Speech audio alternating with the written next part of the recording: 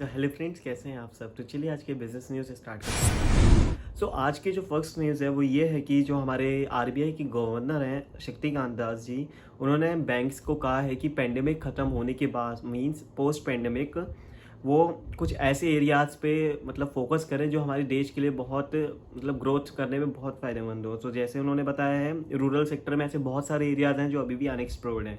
Like वहाँ पे उन्होंने कहा है कि startups, renewals, logistics, value chains, ये ऐसे पोटेंशियल एरियाज़ हैं जहाँ पे बैंक्स को बहुत अपॉर्चुनिटीज़ मिल सकती हैं और हमारे देश को भी। ठीक है, तो ये हमारे देश के लिए बहुत अच्छी बात है। जो नेक्स्ट न्यूज़ है वो ये है कि जो पीएम नरेंद्र मोदी जी हैं उन्होंने इनॉग्रेट किया है 1.75 लाख हाउसेस का, जिससे मतलब जो हाउसेज अभी पेंडेमिक की वजह से रह गए थे, उनका प्रोजेक्ट था कि उन्हें हाउसेज बनाने हैं। ठीक है, तो वो रह गया था उनका जो ये था उनका मतलब हाउसिंग फॉर ऑल बाय 2022। उन्होंने एक योजना बनाई थी PMAYG के तहत। उन्होंने जो नवंबर 2016 में अनाउंस की गई थी, उन्होंने इसमें ये कहा था कि वो 23,000 करोड़ रुपीज़ का ये प्रोजेक्ट होगा जिसमें वो लोगों को घर बनवा के देंगे। ठीक है, जो नेक्स्ट न्यूज़ है वो ये है कि पबजी बैन होने से बहुत सारे मतलब बड़ी बड़ी गेमिंग कंपनीज जो हैं उन्हें बहुत फ़ायदा मिला है, क्योंकि अब लोग जो हैं अब दूसरे गेम्स डाउनलोड कर रहे हैं। पहले तो सिर्फ पबजी खेल रहे थे, अब और गेम्स की तरफ भी जा रहे हैं। जैसे अभी हमारे होम ग्राउंड कॉम्पिटिटर ने फौजी नाम का एक गेम अनवील किया है।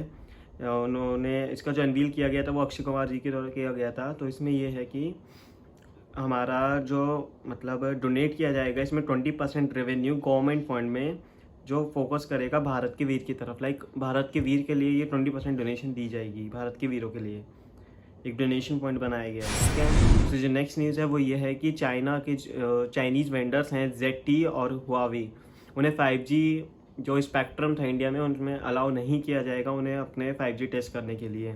इसमें Bharti Airtel, Vodafone Idea and Jio को मौका दिया जाएगा कि वो 5G ट्रायल को करें। जो ट्रायल्स होंगे वो ऐसे होंगे, रिलायंस जियो जो करेगा वो एरिक्सन के संग करेगा। ठीक है, और नोकिया एंड सैमसंग के संग करेगा, और जियो जो है अपना एक अलग से भी ट्रायल करेगा।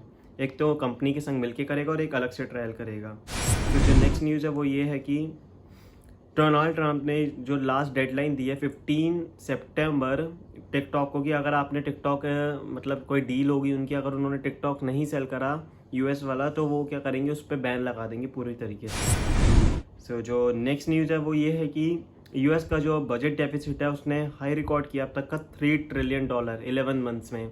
उनका जो फाइनेंशियल ईयर होता है वो सितंबर में एंड होता है, तो उनका अब तक का ये सबसे ज़्यादा जो लॉस है वो हुआ है, और रीज़न आपको पता ही है कि कोरोना वायरस की वजह से है। तो जो नेक्स्ट न्यूज़ है वो ये है कि HDFC बैंक ने जो अपने क्रेडिट कार्ड पे जो चार्जेस, जैसे लेट पेमेंट पे जो चार्जेस लगते थे वो बढ़ा दिए हैं।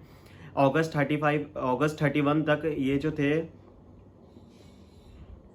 950 रुपीज़ लेट पेमेंट पे चार्ज लगता था अगर आपका 25,000 के आसपास बैलेंस होता था या उससे ऊपर होता था। पर अब जो है उसको 1100 रुपये कर दिया गया है लेट पेमेंट्स पे, और जो 50,000 से ऊपर लेते थे क्रेडिट मतलब, और उसको पे नहीं कर पाते लेट पेमेंट पे, तो उन्हें 1300 रुपये एक्स्ट्रा चार्ज देना पड़ेगा। ये HDFC ने अपने चार्जेस बढ़ाए हैं। तो ये बात तो खैर वही है, रीज़न है कोरोना वायरस, उसकी वजह से बहुत आपको पता ही है नुकसान वगैरह हुआ। तो जो नेक्स्ट न्यूज़ है वो एक इंटरनेशनल न्यूज़ है। जो J-Lead है उसने डील करने जा रहा है वो इम्यूनोमेडिक्स से मोर देन $20 बिलियन की। ये लाइक कैंसर वगैरह रिलेटेड कोई मतलब वो है कंपनी। तो जो नेक्स्ट न्यूज़ है वो ये है कि सिंगापुर एयरलाइंस ने 4300 जॉब्स को कट करा है ड्यू टू पैंडमिक, और ये अब तक की मतलब सबसे बड़ी लाइक उनकी हिस्ट्री में ये जॉब्स कट हुए हैं। बस आज के लिए इतना ही। आपको अगर मेरी मतलब पसंद आई हो तो प्लीज़ मेरे चैनल को लाइक करिए, सब्सक्राइब करिए, वीडियो को लाइक करिए और शेयर करिए। Thank you.